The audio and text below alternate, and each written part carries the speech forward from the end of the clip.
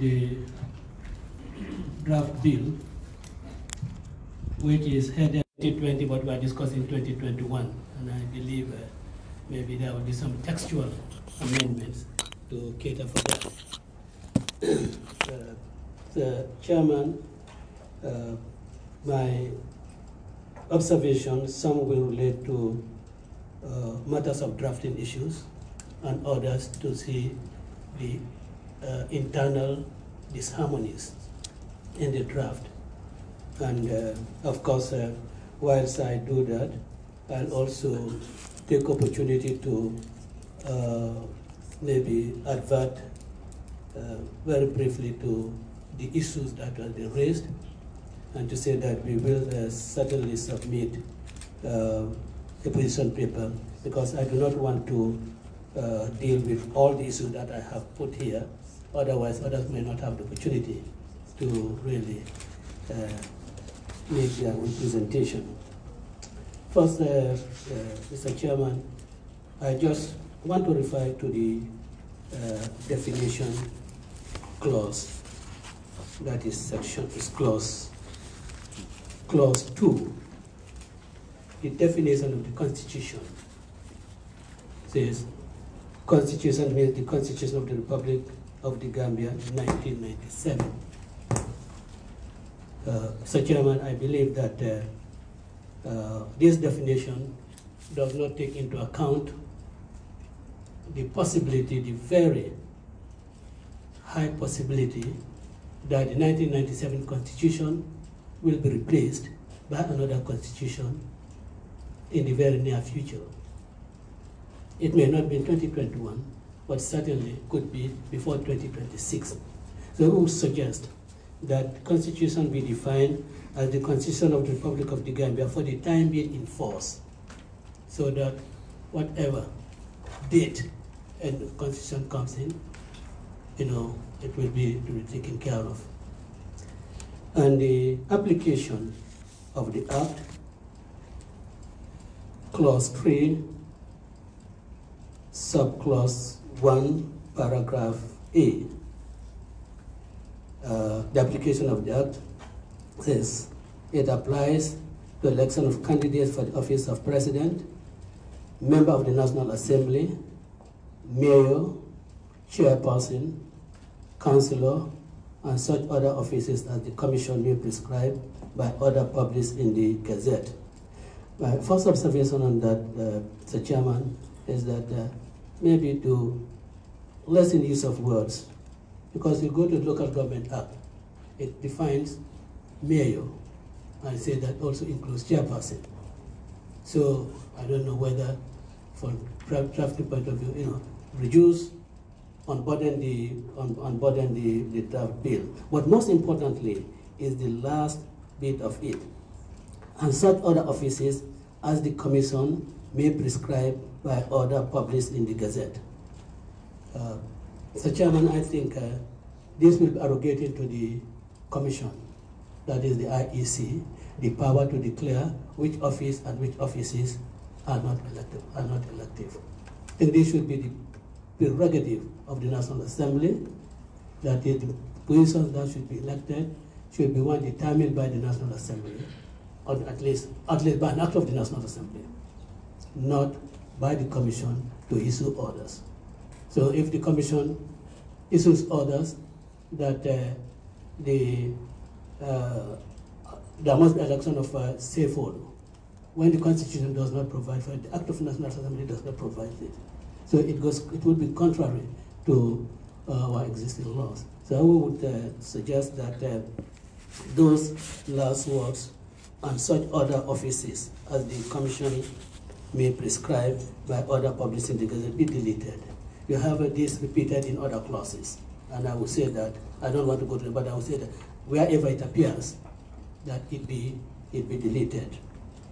Because we see it in clause 4, subclause 2C. So this should be deleted. Now,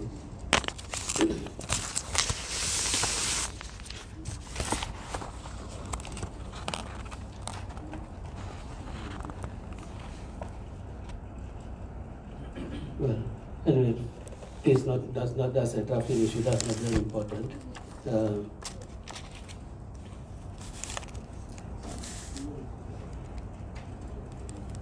Now, clause 5.3, I think that has been referred to by Mr. Sir. Talks of serious misconduct, violation of the Constitution, serious violation of any other law, or bankruptcy. Now,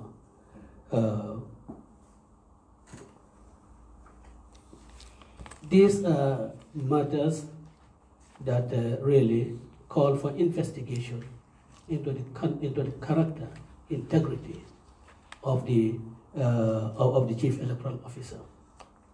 Now, we do not want to put them on the same level as the Commission, where you would have to establish a tribunal to investigate into the allegations, any of the allegations that may be made against them.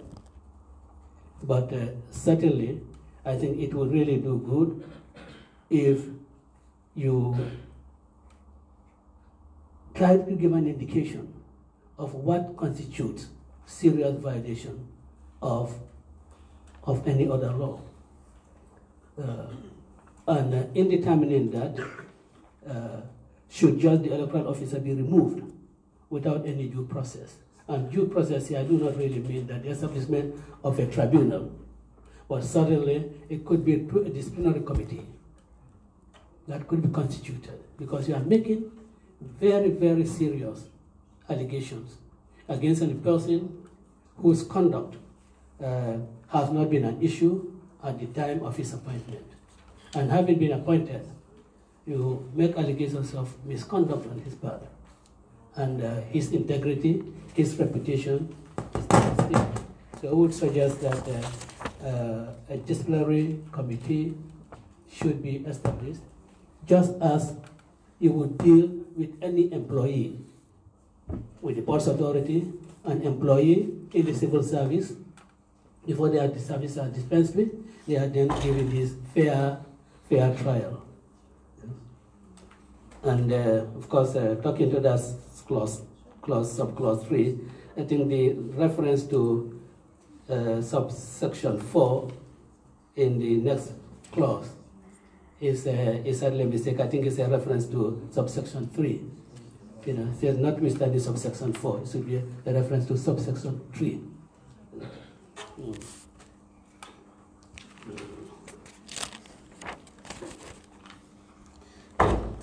Now, clause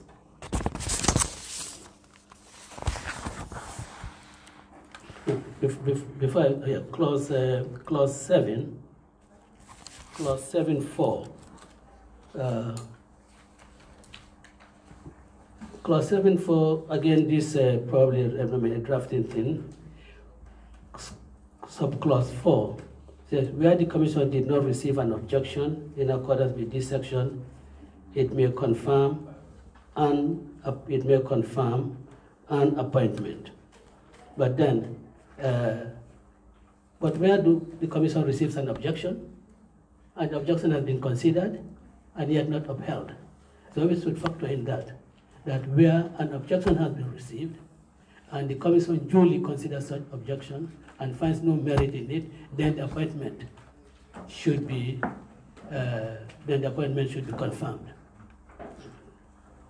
Now, there is this vexed question of grants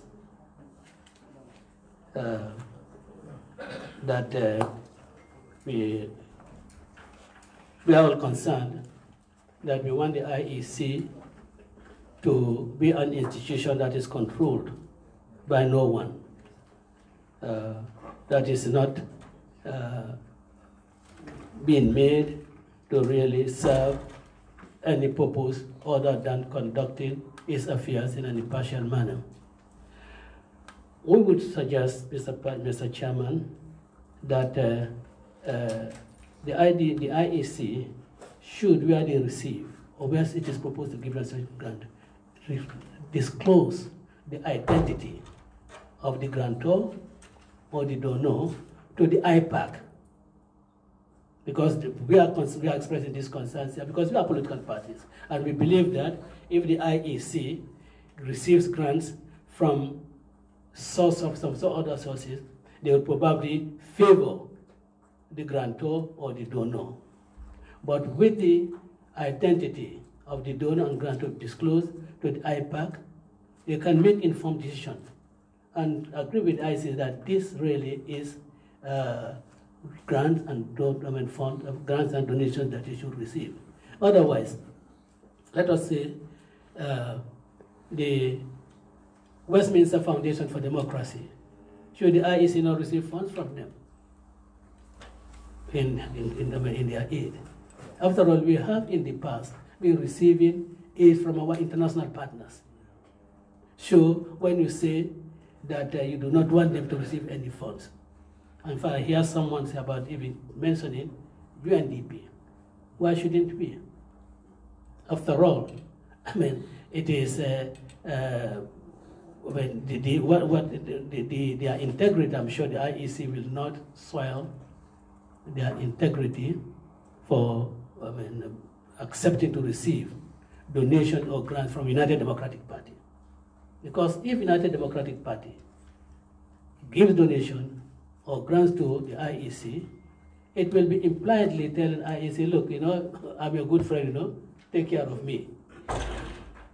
But then, independent institutions, and that's why I'm saying that let the identity of the donor be disclosed, and then we can go ahead.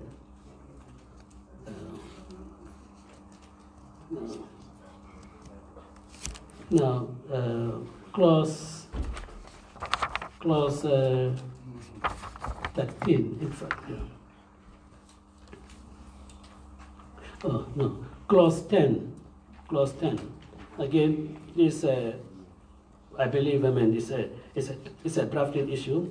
So the Commission shall, for the purpose of registration of voters and the conduct of elections or referendum, divide the Gambia into the administrative areas specified in Part 1 of the first schedule, or any other law. Now, I'm troubled by this any other law, because I think the first schedule really takes care of the boundaries of the various boundaries. So I believe that the words or any other law is probably tautology and should really be deleted. Yeah? And clause 13.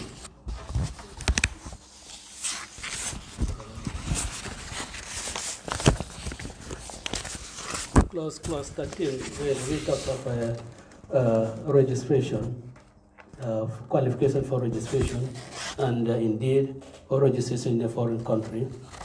Mr. Chairman, Co-Chair, I want to make this appeal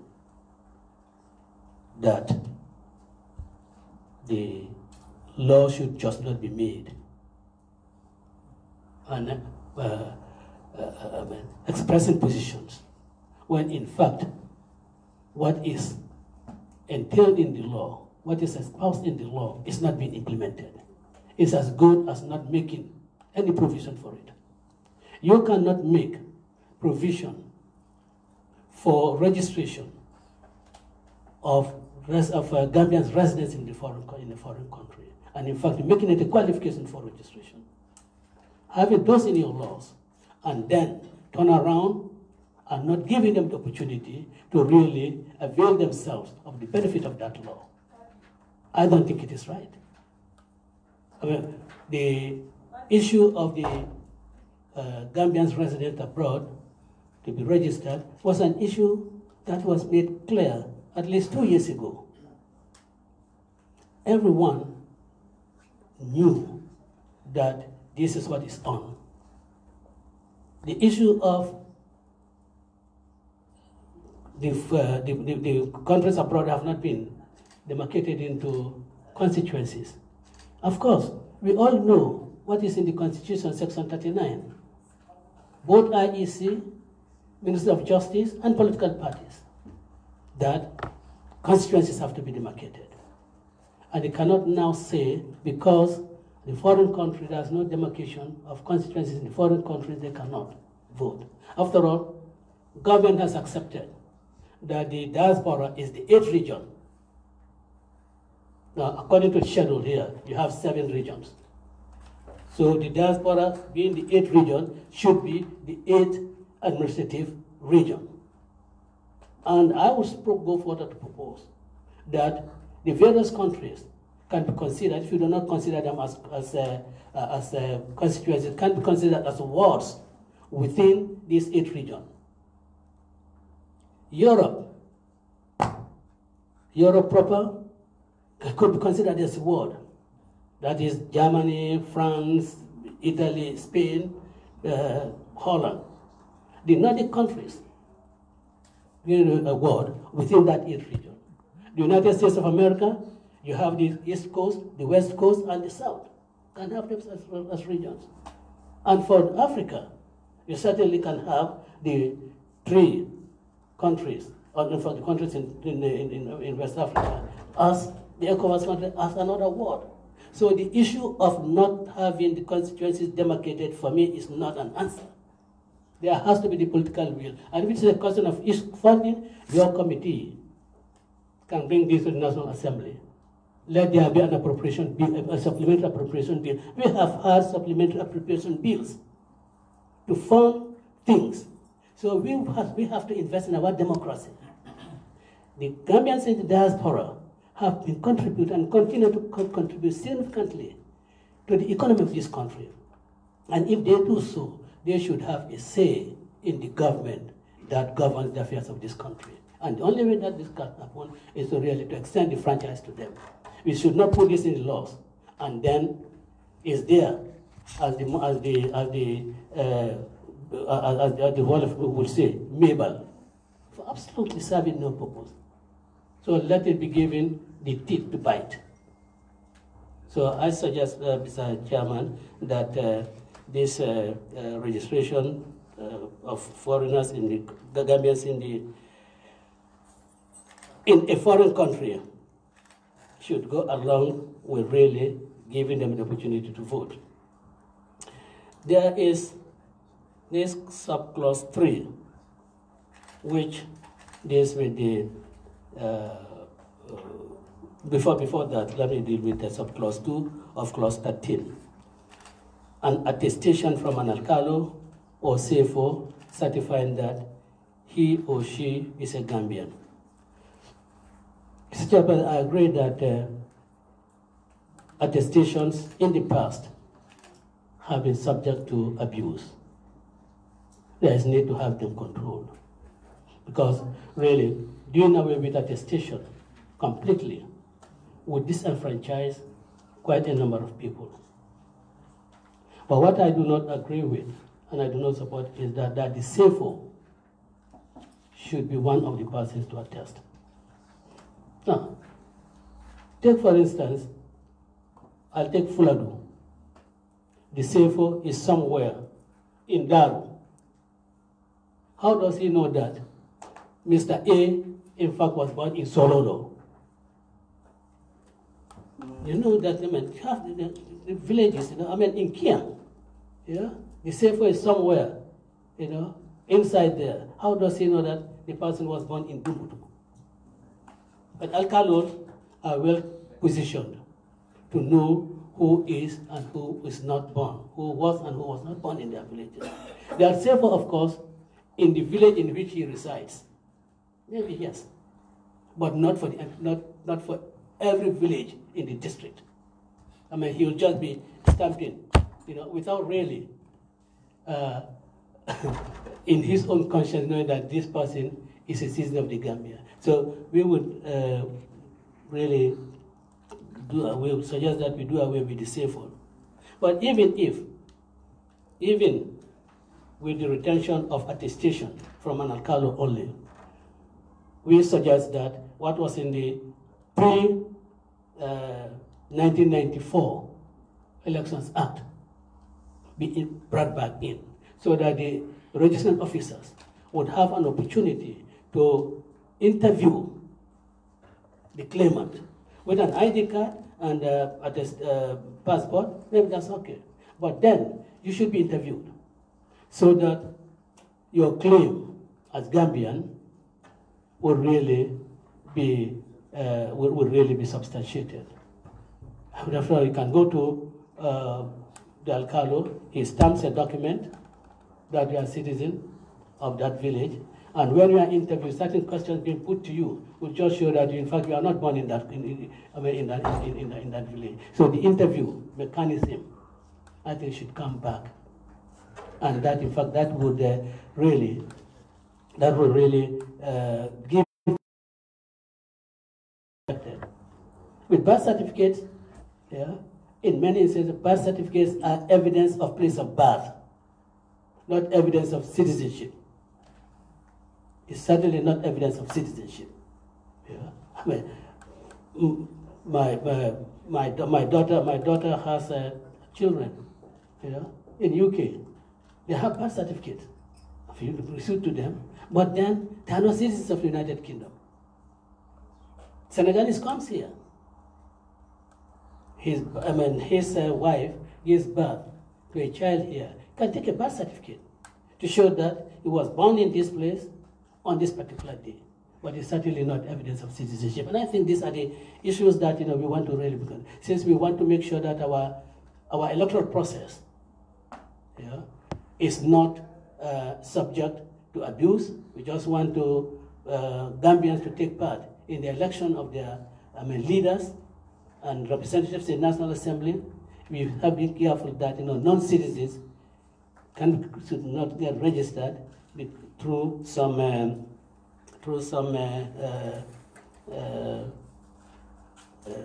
dubious documents. We know that, you know, Gambian passports and Gambian identity cards, we know that, you know, people have had access to them who are not Gambians. So I invite the committee to really bring on that issue. Now, on registration, I think it has been mentioned that continuous registration of voters. I am also not sure what continuous registration of voters is. When there's provisions in the draft that says that the IEC will declare periods within which registration will take place and indicate the registration centers. Now, if you have a continuous registration process, that, you know, does not rhyme with that authority of the IEC to declare periods for registration. We have clause 15 on the issue of entering or retaining a person's name on the register of voters if he or she is serving a sentence of imprisonment. I don't have any problem with entering, because entering, if you are serving a sentence of imprisonment. I remember this was an issue that the CRC, you know, teased Gambians with, whether a person who is serving a sentence of prison, whether they should be registered as voters. It was one of their issue papers. Now, there are logistical problems. I mean, go to a prison to register anyone. If under this provision, a person serving a sentence of imprisonment, you know, is entitled to have his or her name on the register of voters, then you are imposing an obligation on the IEC to go to the prisons and register persons serving sentences. What I think should be entertained is to have the person to have his name retained on a register of voters. Now, on the 29th of May, Mr. X registers as a voter. On the 5th of July, on the 5th of June, he is convicted and is taken to prison. Should that be a reason why his name should not be retained on the register of voters? After all, he may, before the elections, appeal against his conviction, and it will be allowed. So what I would suggest is that that the words or retained should be really deleted, so that anyone who has his name on the voter register before his conviction should be entitled to have it retained. After all, there are other elections that could take place, even not presidential elections, which would find him out of the prisons, and then and then he will be entitled to vote.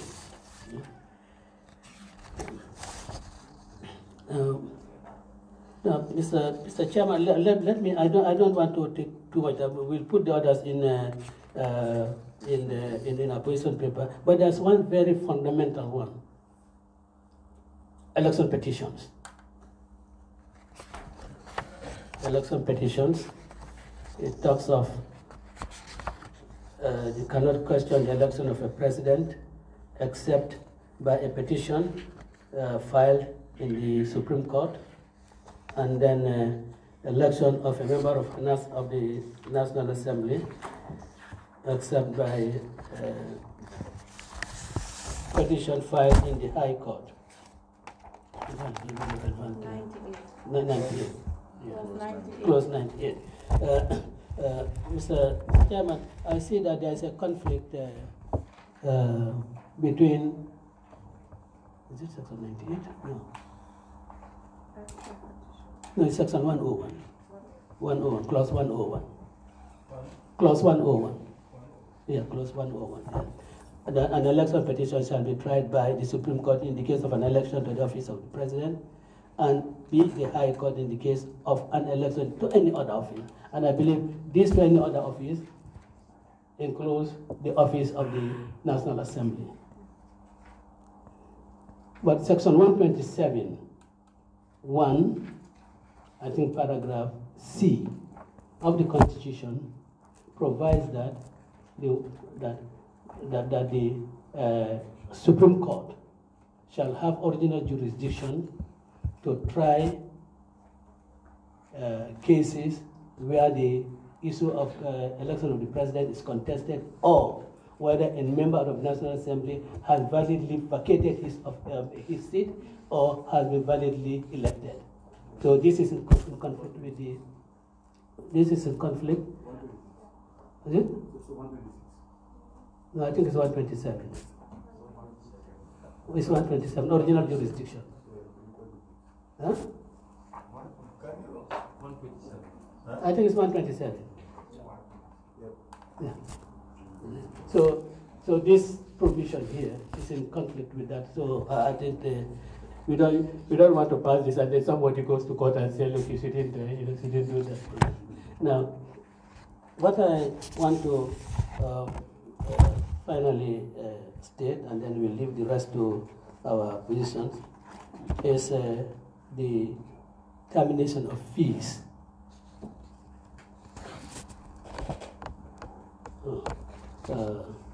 Deposits. Yes. In the first place, the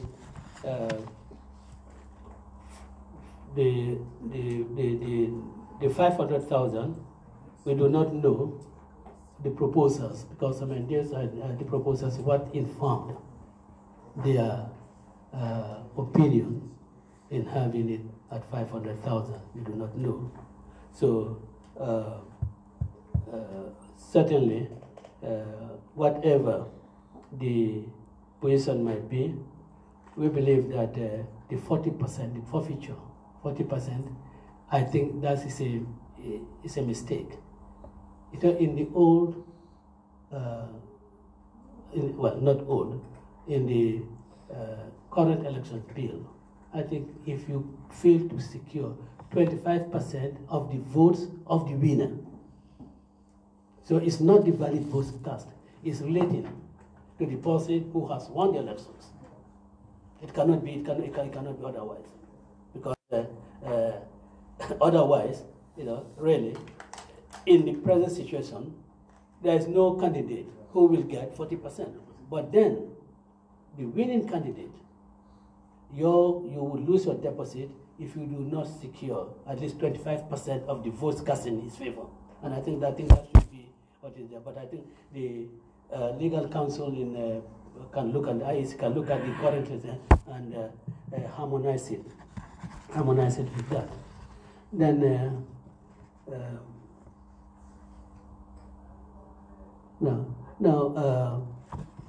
the clause 151, subclause 2A and B, arrogate to the IEC the power to make rules generally for AB. We already know, and we have seen, that it is National Assembly that has determined the fees for registration of political parties. The National Assembly has determined, or at least it is proposed, that the National Assembly determine the fees for deposits. In the current legislation, it is the National Assembly that has determined the deposits. You cannot take that away from the National Assembly and give it to an implementing authority. If there has to be any change of fees, whether upward or downward, it should be the prerogative of the National Assembly, not the Commission. So I would suggest that paragraph A and B of clause 151, subclause 2, be deleted. And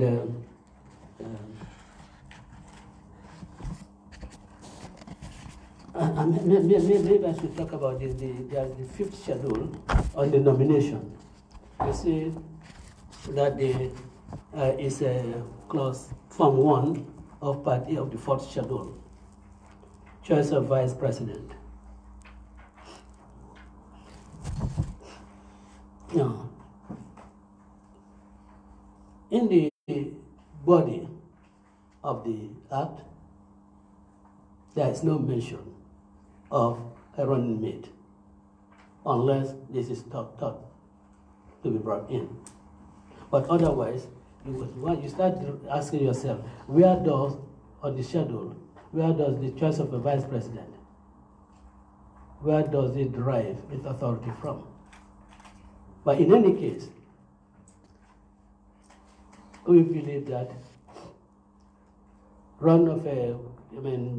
making it mandatory to choose a vice presidential candidate could lead to some problems. I want to recall our neighbors, Nigeria. We know Abubakar Atiku was the running mate of President Obasanjo. And after the elections, for some reason or the other, relationships soured to an extent that the government machinery in Nigeria was so stalled, was coming to a halt. They had to go to court. Obasanjo removed him from cabinet, and they had to go to court and say, you cannot, because he was elected on the same ticket as you. But then the uneasy relationship continued. And that does not do well for the smooth running of the government. And indeed, the current constitution provides that where the president vacates, the vice president takes over. And indeed, the constitution of, or at least the constitution that is being proposed, does provide that it is only within 1 year of the expiry of the term of the president that he can hand over to his vice. Otherwise, if the office becomes vacant, there has to be an election, by election, to fill the vacancy.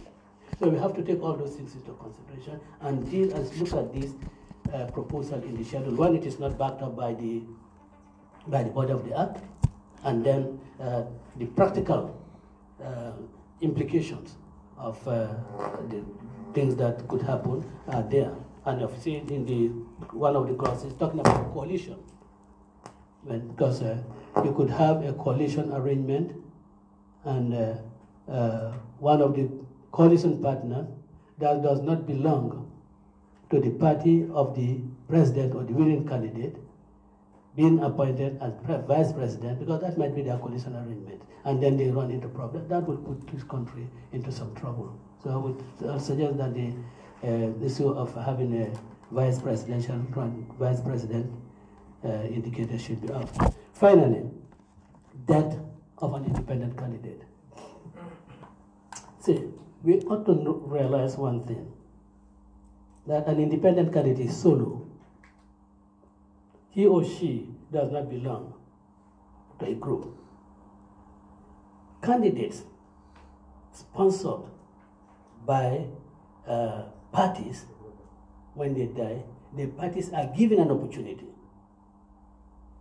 to nominate another person, because already this is an organized group, and then it is that group that has put up a candidate.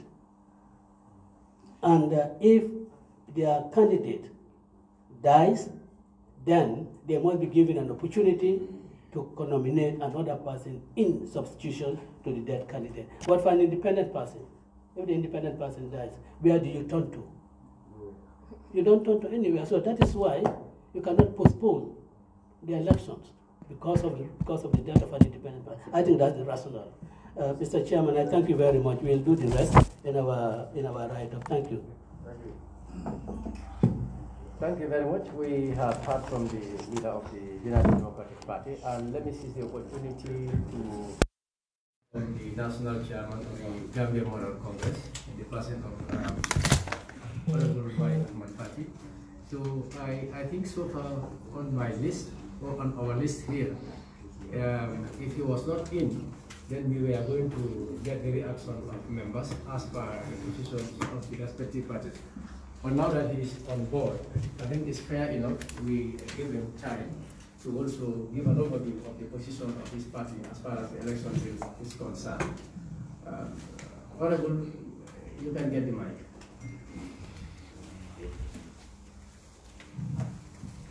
Thank you very much, Mr. Chair. I want to thank you very much for the invitation to engage us in this historic process. Let me state in this year that we shall also present, in fact, at the finishing stage, present a position paper which clearly outlines where we stand on most of the issues here, as outlined in the draft. However, I'll go over just a few that we feel important that needs to come out at this stage. I will refer you to page 13. I think it's a lot easier that way. Page 13 to qualifications, that deals with qualifications for registration as a voter. Chair, we are absolutely concerned by virtue of experience that Section 13 in particular, or Clause 13, qualifications for registration as a voter, and specifically Clause 13, subsection 2A, subsection 2. Now, we believe, also we share the view, of course, by Gambian practice, birth certificates would signify citizenship. That has been the accepted documentation for acquiring national, for ID cards and passports. When you submit a birth certificate, prima facie, you are deemed to be a Gambian, or otherwise, unless if there is a contradictory or overwhelming evidence that suggests acquisition was otherwise. But here in the Gambia, from independence to date, to acquire any national service or employment that requires proof of citizenship, birth certificate is deemed to be evidence of nationality.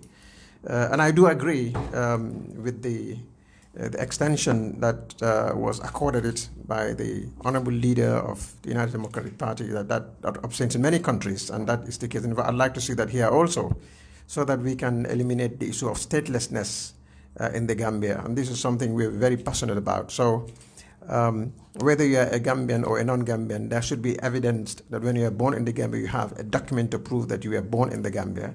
So every person born in the Gambia or found himself or herself being born in the Gambia would have a document that would trace to your place of birth. Nonetheless, we believe that along the analogy of attestation, which is clearly stated in 13.2d, we believe they serve the same purpose.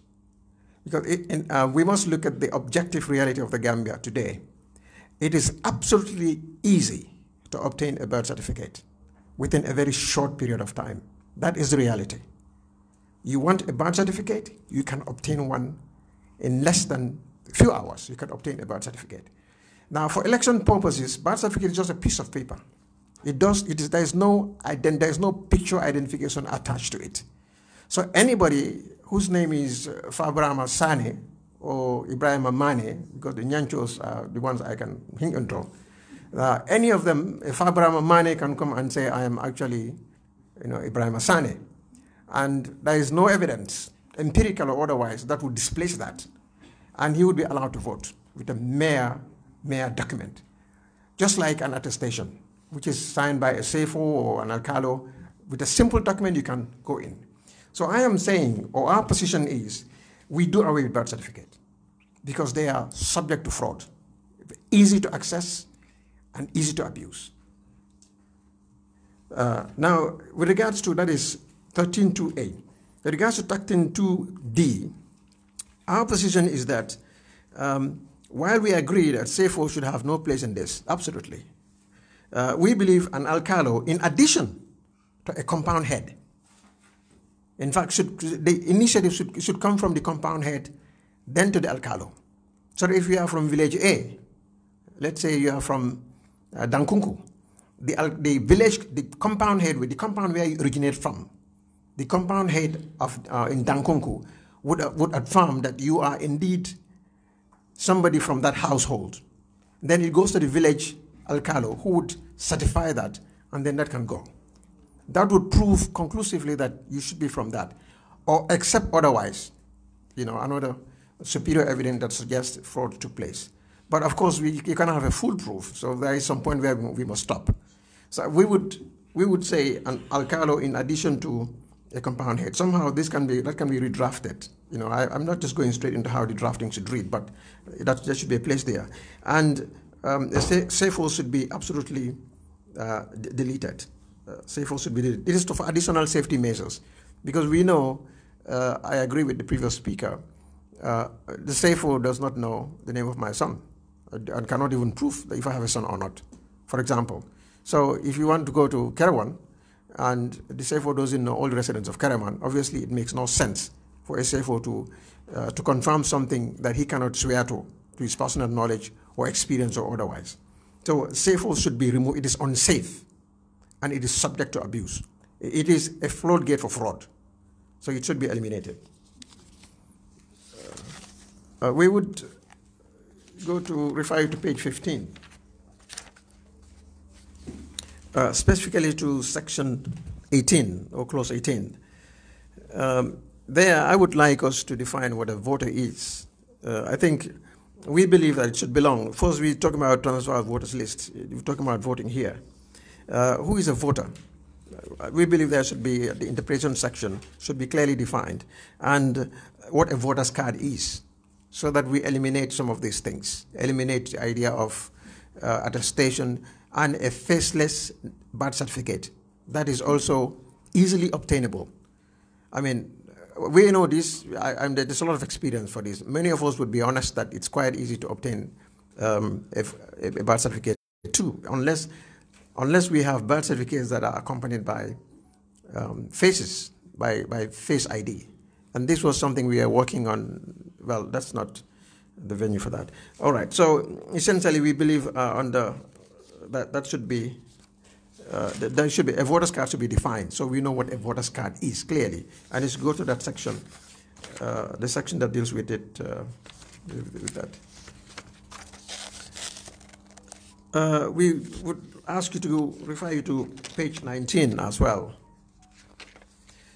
Page 19 deals with revising court.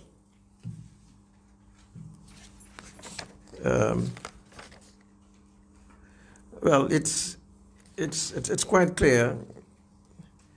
The spirit is that the general spirit is expedition. How do you get processes really expedited in such a manner that delay would not result to any harm to any individual, any person there. So I am minded, in fact, in order to give that importance, because there's a couple of sections, series of sections on the revising court, and I'm sure the Constitution is also clear on where these things should go to.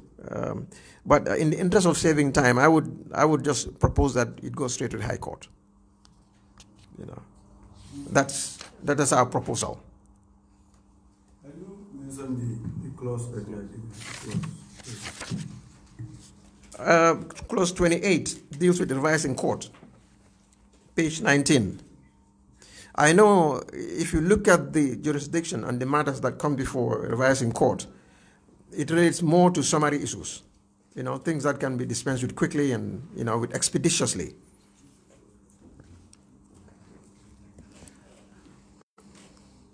Is the chair, the co-chair with me? Yeah. Yes. So precisely that's what we talk about.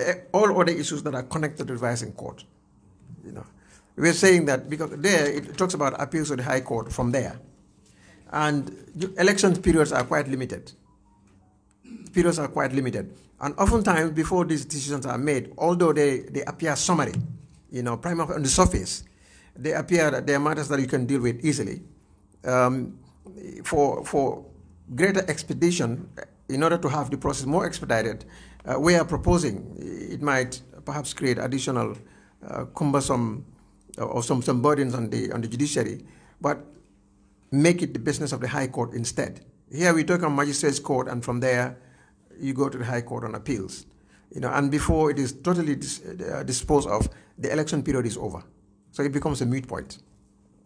You know, in some cases, yes, you could operate backwards to say, well, if you are not supposed to vote and you voted either way, but how is it there to prove, you know, who you voted for, who you may not vote for? We go to page 40.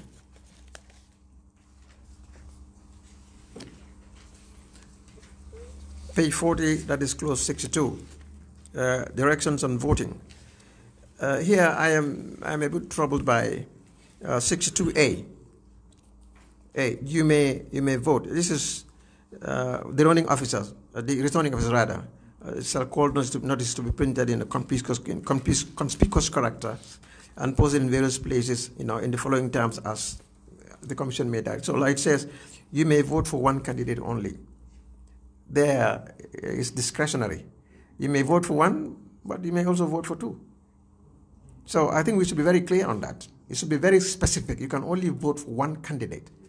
So, the word "may" should be amended. You know, not to allow for discretion. Because you can vote for A, then you can vote for B, and then you will use section 62A as your strength. And then page 41 as well, 65. For me, there is some disharmony here. 65.1 and 65.3. 65.1. Polls at polling stations shall commence at 8 a.m. and close at 5 p.m. 5 p.m. It's very specific, between 8 and 5. You know, and it uses the word shall commence at 8 a.m. and close at 5 p.m. So it means at 5 p.m. the polls shall actually close, not beyond. But 65.3 say at 5 p.m. the presiding officer shall assign a security officer on election duty to ensure that no other person joins the queue to vote at 5 p.m. So it means election can proceed beyond 5 p.m. It only says you cannot join the queue after 5 p.m. So that needs to be harmonized so that, you know, a provision is made, a proviso that we can, and provided A, B, C, D, then it can be more neat, you know, so that we are not caught up by the 5 o'clock. I mean, this harmony, this apparent inconsistency needs to be reconciled. Then you go down to 66.4. 66.4 as well. Where a voter, because to us, we find this to be an infraction, and it should attract consequences. Where a voter is not the same person whose name is on the register of voters, or B, has already voted at the election, that is fraud. Clearly, if your name is not there, that may be an omission on the part of the commission. That could be understandable. There may be your name should have been there, it's not there. That could be an omission, it could be innocent, could be intentional. But B has already voted. You knew you had voted and you don't have a right to come back again. Obviously, your intention is mala fide. So we are saying that important element of fraud on the part of the person should go to Section 69. Section 69 deals with offenses within the polling station voting. There, it should not just be, because it says if you do not, the presiding officer shall not give him or her a ballot token. That is like, a pat on the back. Oh, you voted. You've already voted. You don't need to vote again. It is rewarding bad conduct with nothing. And you're talking about elections here. So that part should go to the offense section. And not simply not be given a token. You should not be given a token and there should be further action against you. That has some criminal import, There's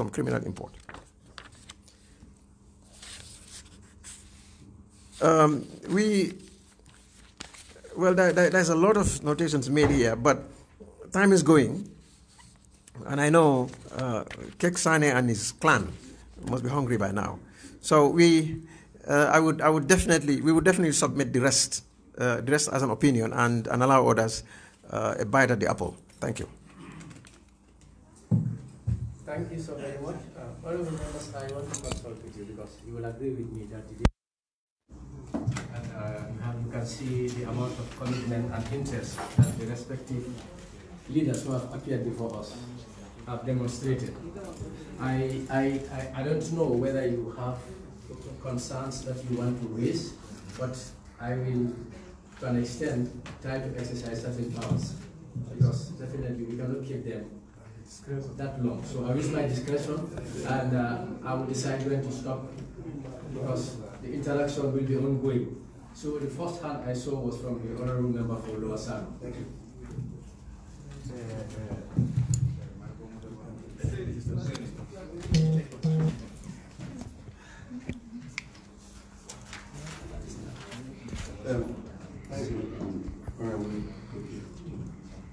My first development was to no, you look at what you have, prioritize it, and ask one question. Well, I heard you say my first question or my first intervention. You have only one chance to ask one question. Only one? Yes. Allow me to fill it out, then I'll get back to you. All right, thank you. Let's move to the governor. The governor was second. No. Thank you very much.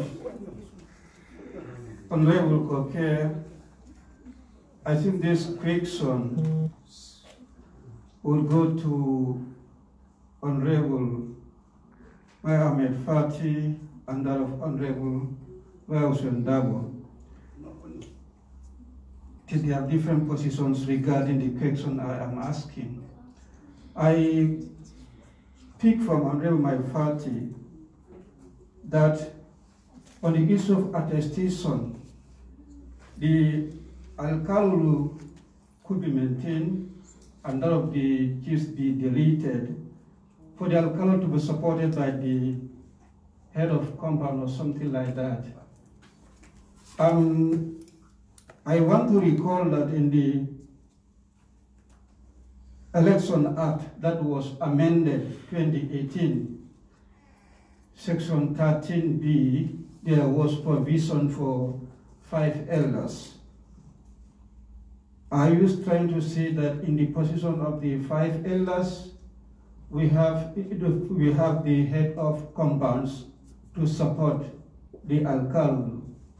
In the same vein to Honorable DARBOE, I heard you also say that, yes, the Alcalde could be very useful in issuing attestations, but the chiefs may not accurately attest because they may not be in position to know everybody within a particular district.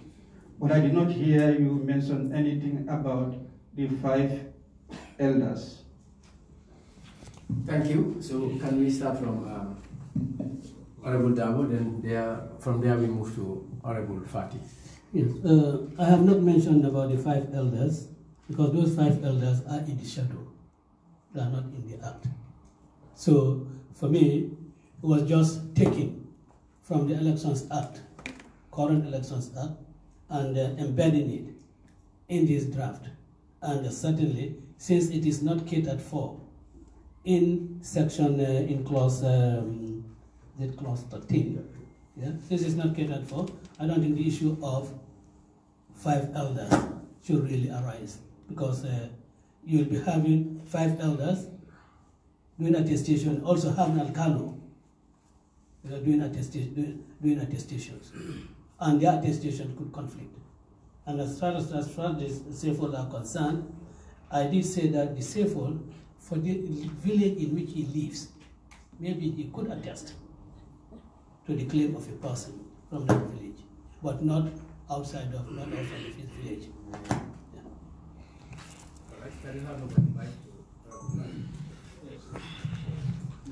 Honorable Fati, the press will want to have you. Maybe you wait for their gadgets.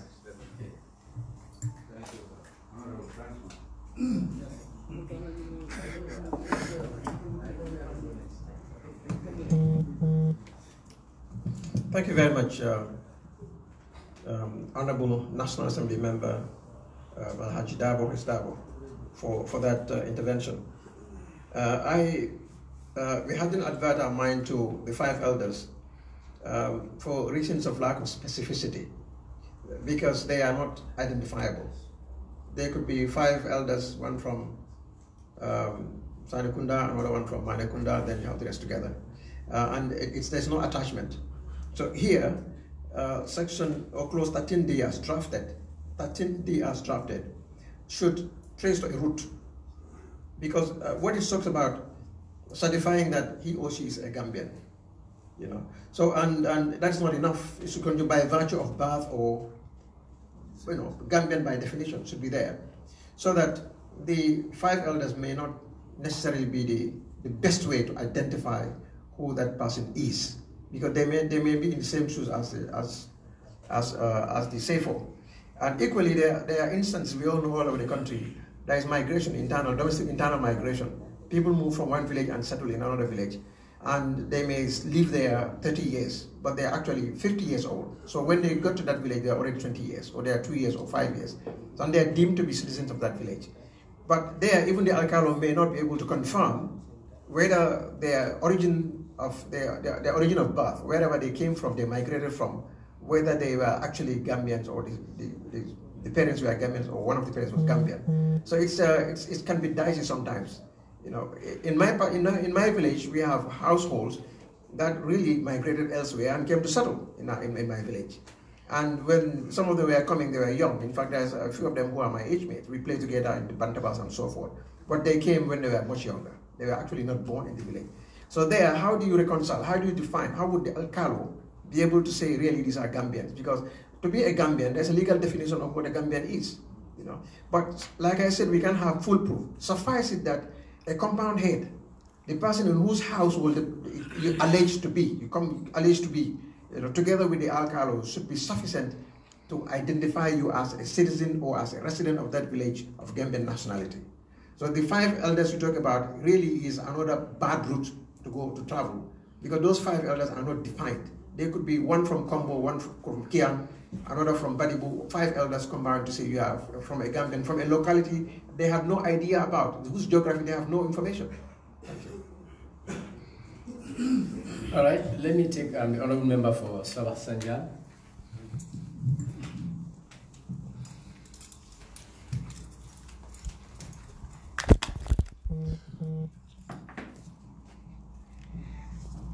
Thank you, Co-Chair. Since you us to take only one question. I would prefer to direct my question to the representative of ADYS.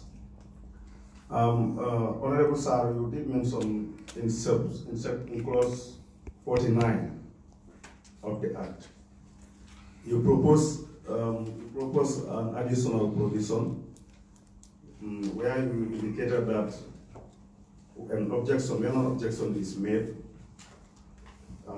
a fee is to be charged to such an individual if you cannot substantiate that. And I just want to ask you, IC should not be left to direct that charges.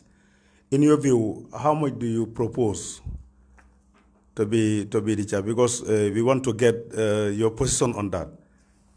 How much do you think would be required for such an individual to pay?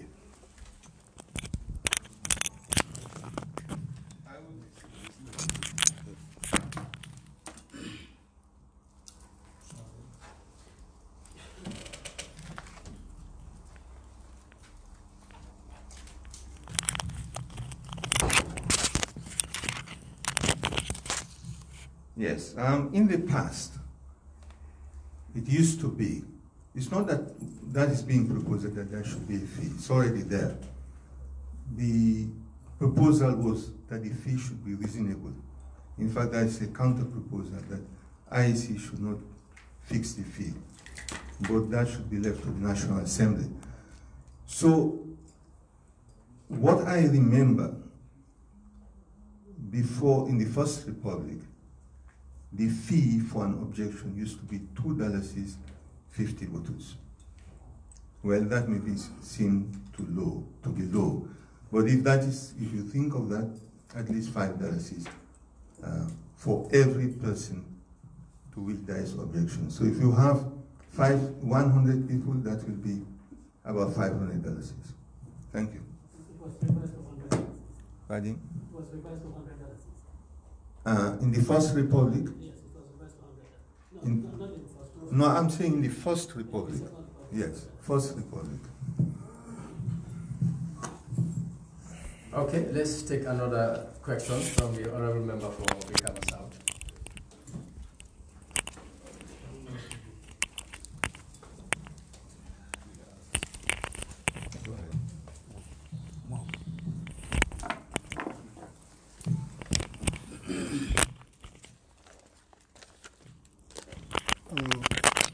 Thank you very much, Honorable Co-Chair.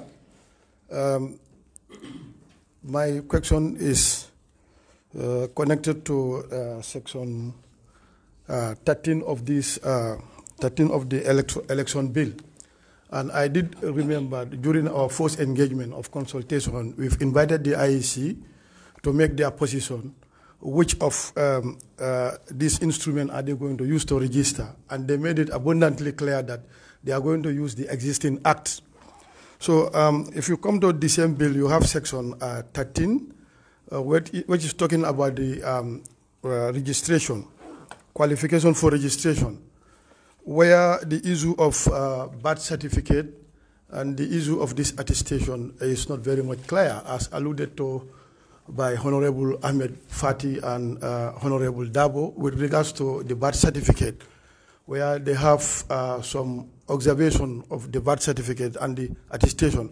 But if you go to the existing act, you have the birth certificate is there, which they are going to use to register. And also we have the attestation by the 5 elders. And they've already made an announcement that on the 29th of this month, they are going to start the registration. So what is going to be the position of the political parties?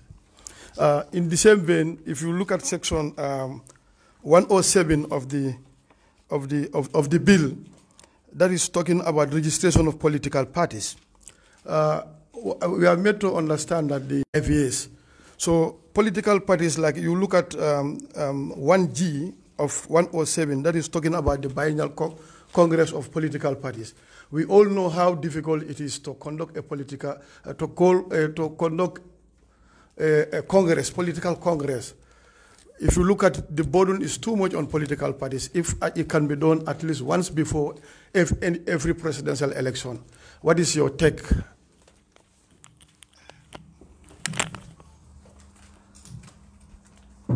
Sorry, the question is directed to an individual? Yeah, that's for everybody. Whosoever may choose to answer among the political parties. Clarification, yeah. Sorry, is it on the issue? Only issue. Okay.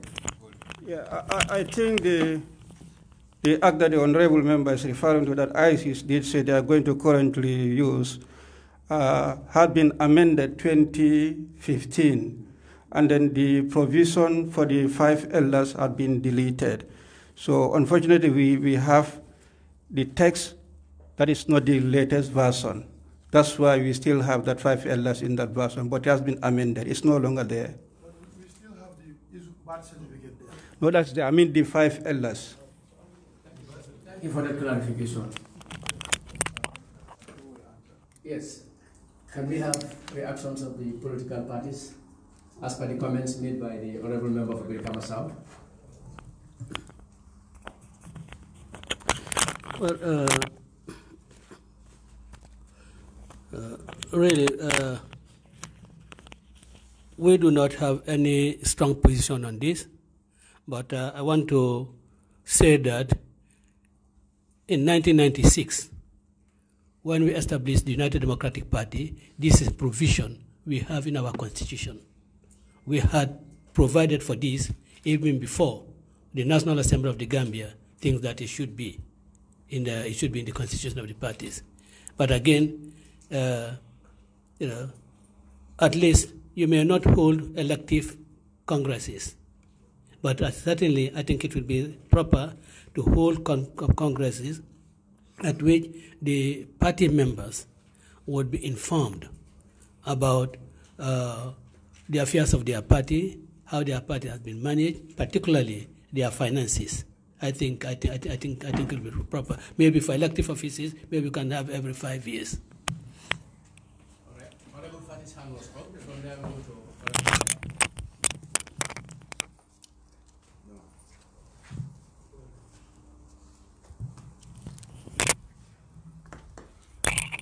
Thank you.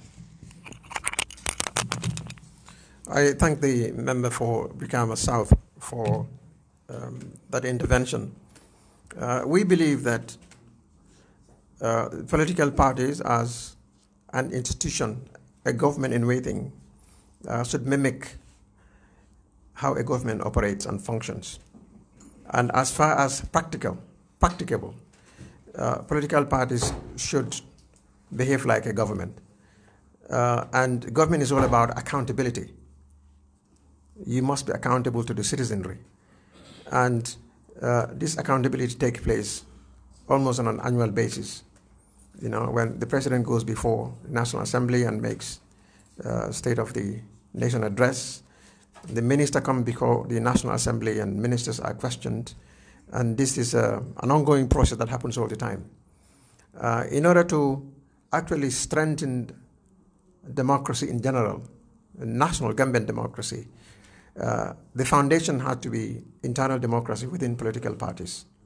That political parties must themselves subject themselves to the rules that they would like to see citizens subject themselves to. Now, as a result of that, and in consequence, well, which is about saying, we believe that the situation as it is now, minimum every 2 years, political parties should go on a Congress.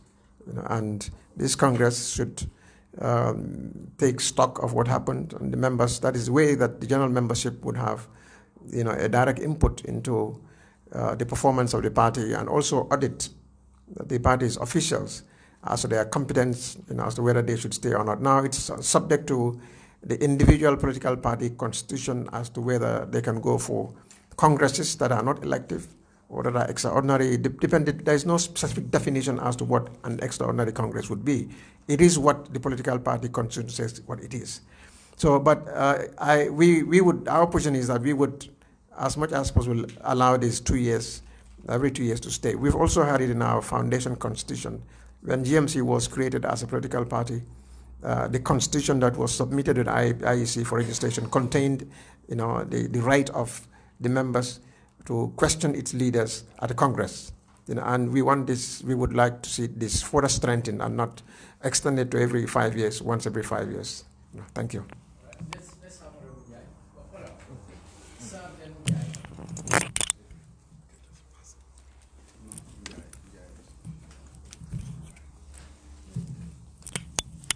Well, PDIs has a constitution which was written in 1996, which we still retain. And according to the constitution, we have 2 congresses within 4 years. One Congress is elective, that is the one which we have every 4 years, and the other one, after 2 years, we do have a Congress. So we don't have a problem with that. We do this because it is very clear, in accordance with the Section 60 of the Constitution, that the internal operation of a political party must be democratic, and therefore its leadership should be held accountable at a Congress. And we feel that 2 years is quite a reasonable time to do that. Thank you.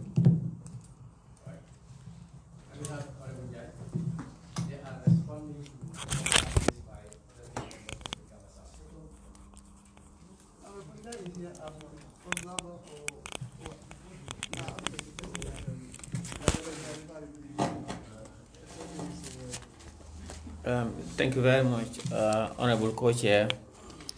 Honorable, our party is in support of having Congress every 2 years.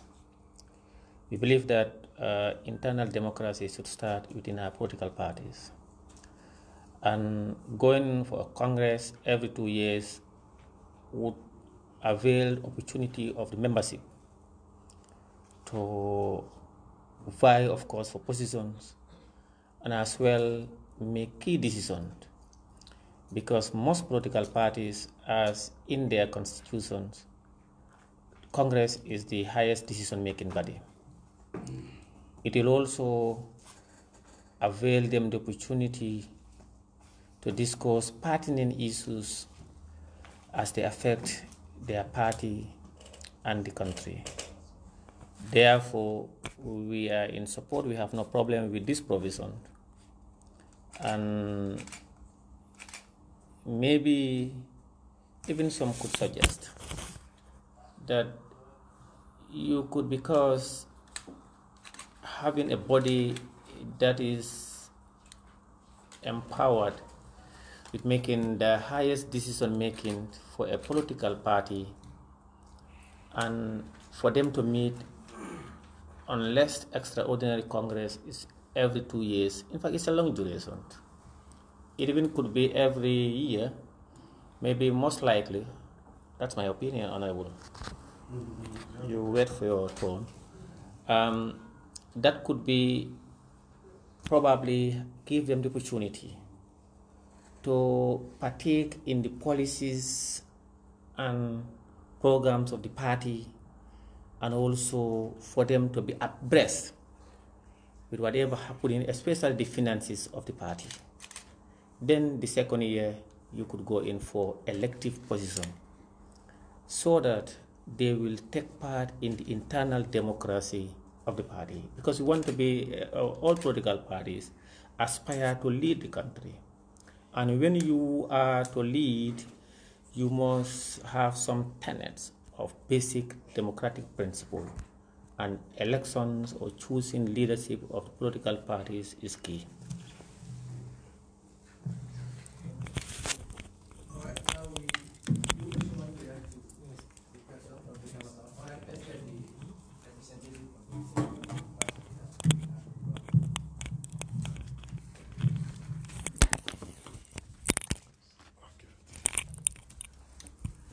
Thank you very much, Co-Chair. We also at the Gambia Party for Democracy and Progress firmly believe that it is necessary for every political party to conduct a biannual Congress, which is elective, of course. And as CD have suggested, if it's possible, because logistically and financially, if it is possible, it would have been even necessary for us to have it annually. But some parties are not. All parties are not the same, and as such, also that also has to be considered as a factor. But as much as democracy is an important aspect of every political institution, it is also necessary also to give a fair chance of many political parties, especially those parties that are coming in that do not have the resources of many of the parties that are already established. As such, I would suggest that the 2 years be maintained, and as such be elective as well. So so that at least there will be democracy and also consideration for political parties that are not as powerful as parties who are already established in this country. Thank you very much. Thank you so much. We've got so many reactions from the parties that are with us here. So let me take the next question from the other member for the analyst.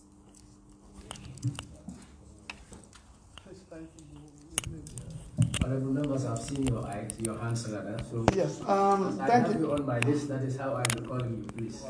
Yes, thank you very much. Well, I heard some members giving the emphasis of presidential candidates, be it independent presidential candidate or a political candidate. And the emphasis was whether do we need to suspend or postpone an election when a party candidate died or when an independent candidate died. Here we are talking of two entities.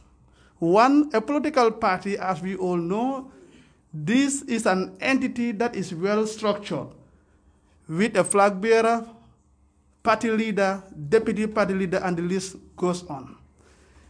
Independent candidate, perhaps one might say these are entities that are suddenly formed, and maybe they might have just a party leader and maybe followed by the supporters. Here, don't you think there might not necessarily be a structure? This is something that we are observing. Maybe it is happening in certain geographical areas within the country. And what are you suggesting in the event that maybe an independent candidate dies? What period are you suggesting for us to give that entity that time frame in order for them to come up with another flag bearer or leader? Because for a political party, that the deputy party leader can easily come up to represent the leadership of that party. But in the event of an independent candidate, what time frame are we suggesting here to allow that entity to be able to come up with another candidate? In as much as you are giving the emphasis that there is need for the election to be suspended or postponed when either of them die. Thank you.